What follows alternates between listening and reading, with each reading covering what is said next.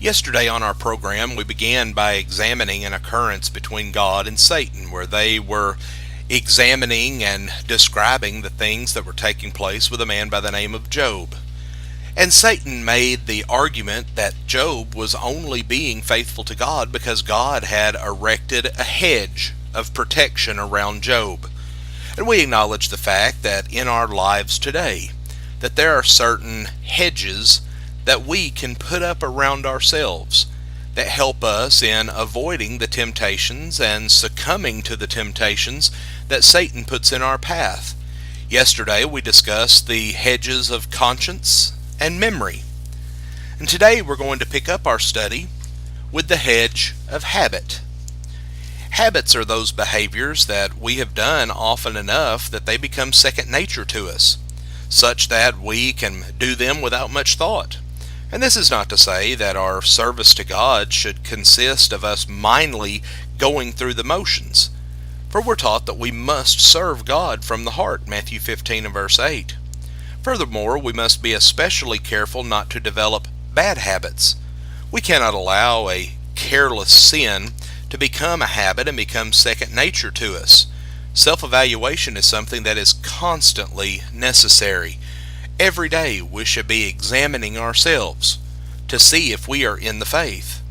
However, when obedience to the will of God becomes customary, there's less of a struggle of will involved in dealing with temptation. Yet the only way that this can happen is if we practice righteousness consistently. We must live in such a way that we can echo the words of Paul in Galatians chapter 2 and verse 20, where he says, "I've been crucified with Christ, and it is no longer I who live, but Christ lives in me. And the life which I now live in the flesh, I live by faith in the Son of God, who loved me and gave himself for me." The good habits that we develop through Christ-like obedience will provide a hedge to help us resist temptation. Secondly, we find that our fellow Christians, our brethren, can be a hedge of protection around us. Our fellow Christians are able to be an encouragement to us to do that which is right, 1 Thessalonians 5 and verse 11. Unfortunately, though, at times there are false brethren that need to be avoided. There are erring brethren that need to be restored back to faithfulness. And there are weak brethren that need to grow in spiritual maturity.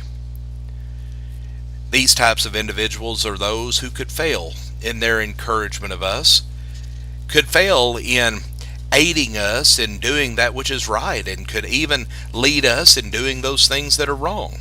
Therefore, we can never let our guard down, even when we are with our fellow Christians.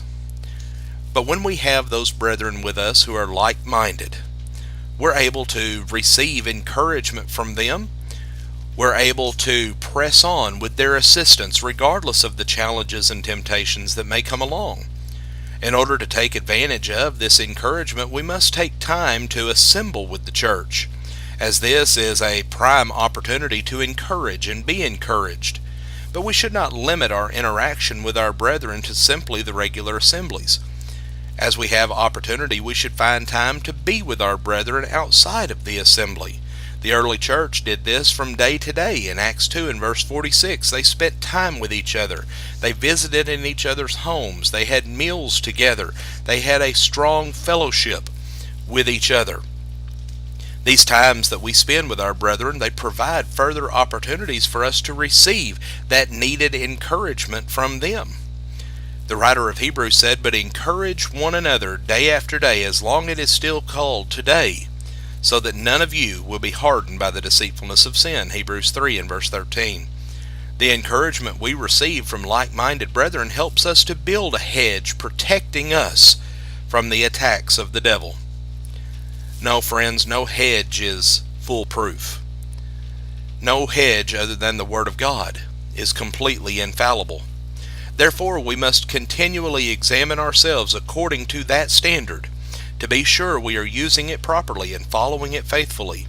But the more hedges and the stronger the hedges that we place between us and temptation, the better off we will be in our efforts to blamelessly and uprightly live this Christian life, striving each and every day to be pleasing in the sight of God.